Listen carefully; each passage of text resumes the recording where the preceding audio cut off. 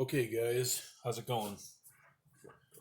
Today's video is going to be geared and focused toward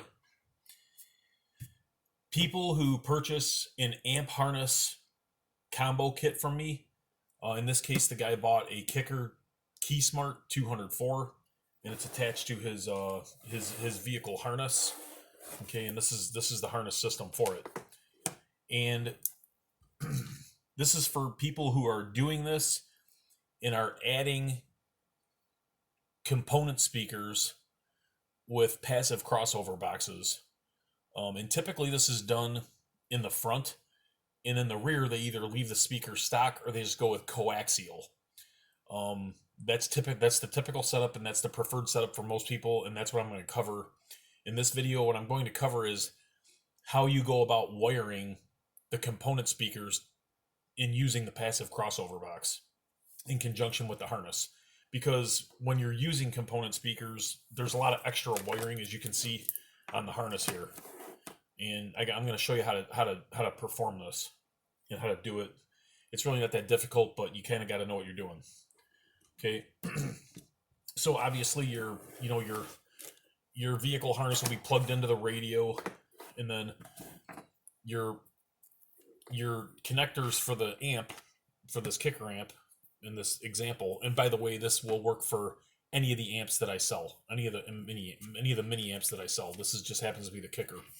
That'll be plugged in, and then these will be get plugged into the Kicker amp, and then you'll have these extra wires in the harness. And what these are is these are the front speaker signal wires. And how this works is, okay, I'm going to pretend this is just a prop, that this is a passive crossover box. Okay, and typically with passive crossover boxes, you have an input terminal with a positive and negative, and then you have a woofer out terminal with a positive and negative, and a tweeter out terminal with a positive and negative. Okay, and the way that you do this is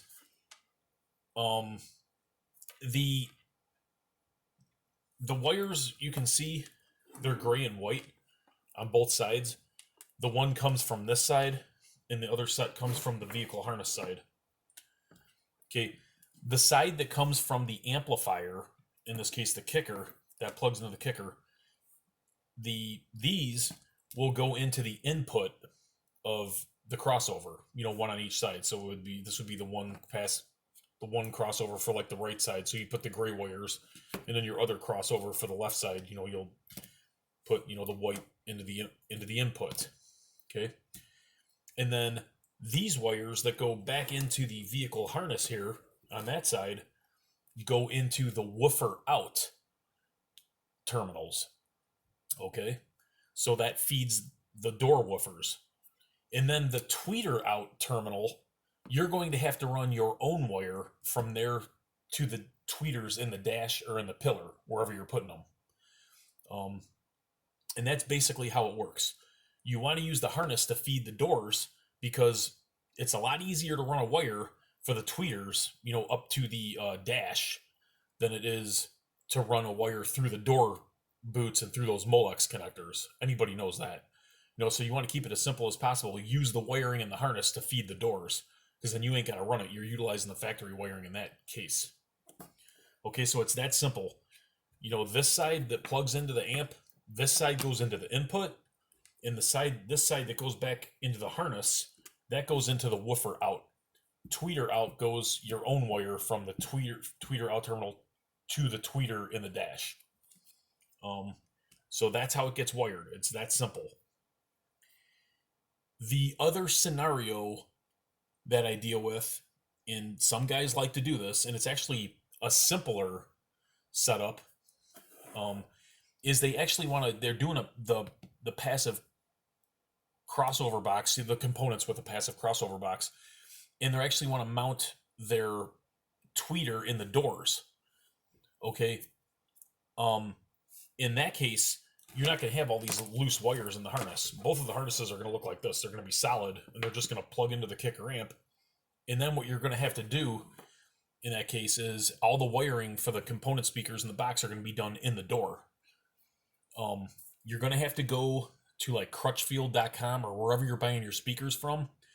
And typically, if you buy speakers from Crutchfield or Sonic Electronics, they give you the speaker adapter harnesses that plug into the factory plug. You basically pull the connector out of the door speaker, plug it into the new adapter, and then there's raw wire leads that come off of it. And you would plug those, or you would connect those to the new speakers. So, you're not doing any cutting into the vehicle wiring. So you would have to get those adapters.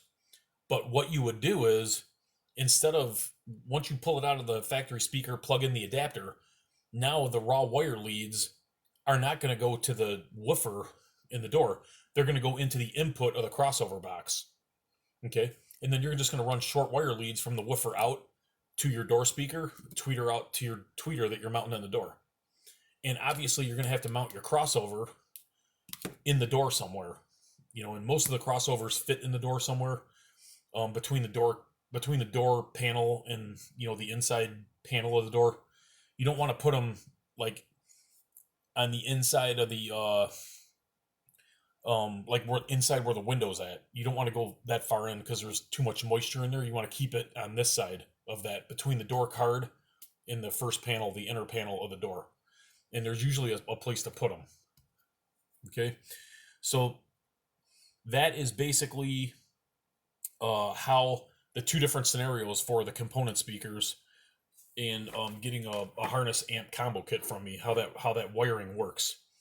I made this video because I get a lot of inquiries for these, and it's redundant to keep trying to explain this to people, and it's just much easier to make a video and kind of demonstrate it here. So hopefully it makes sense to you as you're watching this. Now, this is a little off topic, but in my opinion, I always have preferred the tweeters to be in the pillars, or like up in the dash, or maybe even in the sail panels. I like tweeters to be higher, kind of neck level, chest level, if I can. I don't like tweeters to be too low. So I would avoid keeping them in the doors. I would keep them, out, like I said, in the pillars or in the dash. They just, to me, it sounds better. And I feel like I get better results that way. But it's totally up to you. There are guys that just like them in the door. They want to put them in there. And that's why I went over that scenario with you. So again, when you get the harness, usually you're going to have, like right here, it says, this is actually tagged crossover input. So, to put these wires into the input. And this one says, crossover woofer out. So usually I put the tags on them, but if you watch this video, you don't need the tags on them because I'm showing you exactly, what goes where. And that is about it. I've been wanting to make this video for a while, and I'm getting around to it. So, that's the video, guys. If you have any questions, if it's going to be a question that is possibly going to create dialogue, I'd rather you email me, and I'm going to leave my email in the video description. If it's just a quick question, a yes or no, or something easy, you can leave it in the comments. That's fine. I'll try and get around to it. I try to answer people's questions as much as I can. I can get pretty busy. But anyways, hopefully this helped, and thanks for watching, and have a good one.